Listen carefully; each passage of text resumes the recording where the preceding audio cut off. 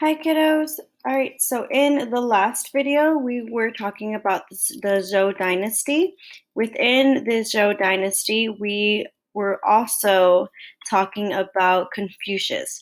And I did remember saying that he was a philosopher, he developed a new belief and like things that people believed in, things that people followed, but I didn't go into what that was, who he was, and what he actually um, began to spread, like the beliefs that he began to spread. So for this video, I am going to show you a YouTube video. It's about 5 minutes long. And then I'm going to continue with the PowerPoint so you're able to fill in the blank. So here we have the video.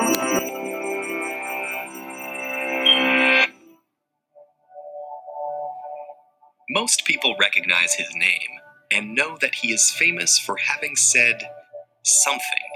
But considering the long-lasting impact his teachings have had on the world, very few people know who Confucius really was, what he really said, and why.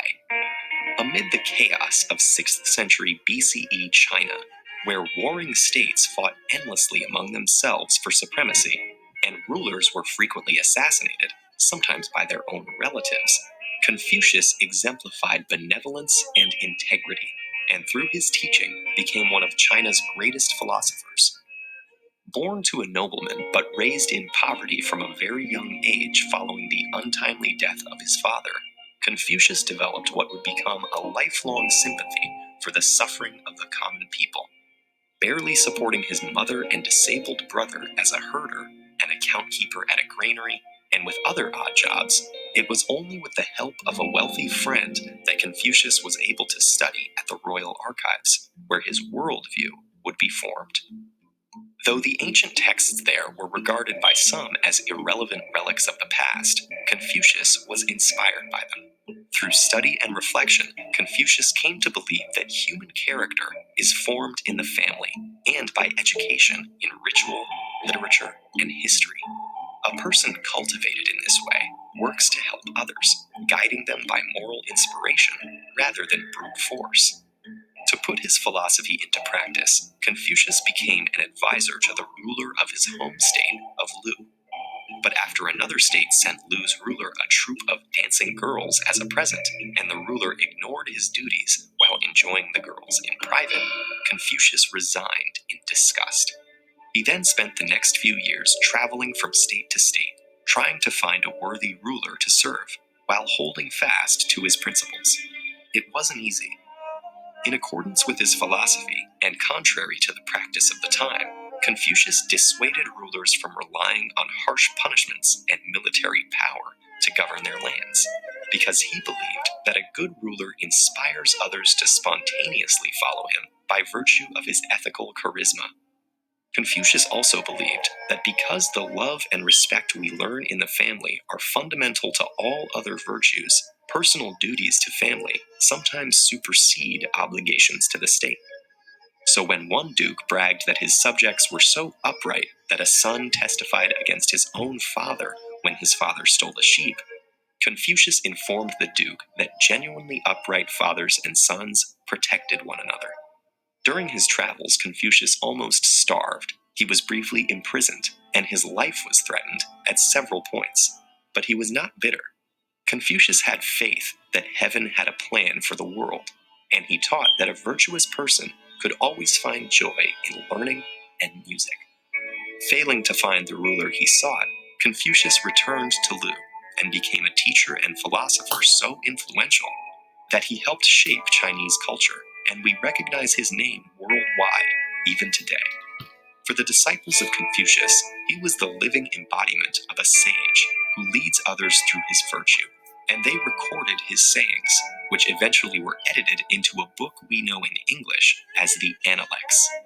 Today, millions of people worldwide adhere to the principles of Confucianism, and though the precise meaning of his words has been debated for millennia, when asked to summarize his teachings in a single phrase, Confucius himself said, "Do not inflict upon others that which you yourself would not want." 2,500 years later, it's still sage advice.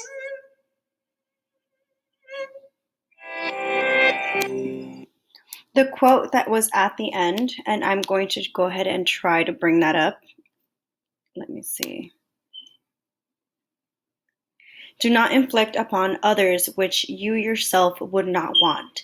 So we know that exact quote in different words, which is don't do to others what you wouldn't want to be done to yourself. So that's one of the beliefs and one of the quotes that Confucius came up with, or he created. I also want to talk about two words that they described Confucius as, and those words are was virtuous and integrity. So what that means is that Confucius, he was the type of person to do the right thing even if no one was looking, to do the right thing even if he would, be arrested or going on to prison or threatened or hurt. He had morals, and he believed that he, no matter what, had to do the right thing. So let's go ahead and move on to our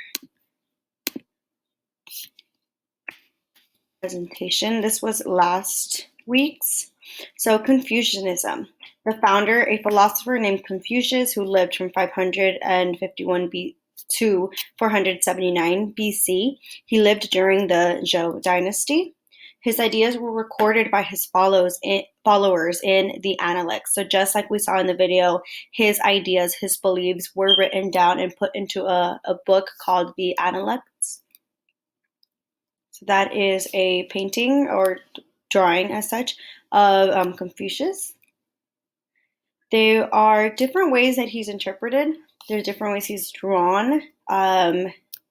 Just like, let's say, Jesus, we don't have an exact idea what he might look like, but these are some of the artifacts that are still, or that were found, that it's present today, that was from that time. So the main ideas of Confucianism. Government works best when run by people who are decent, kind, virtuous, compassionate, and educated.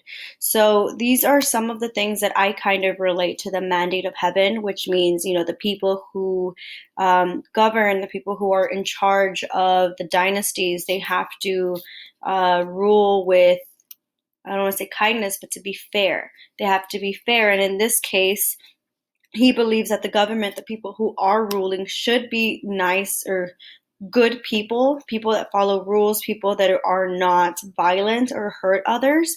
In the video, it mentions that his beliefs were that, or he tried to not convince, but have government follow him or follow his beliefs, saying not to be that violent person, to try to gain followers and try to be kind by being a good person, being compassionate.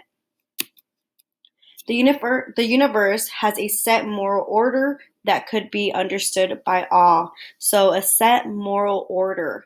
I know in our world today, we have morals that we believe in that make us a good person.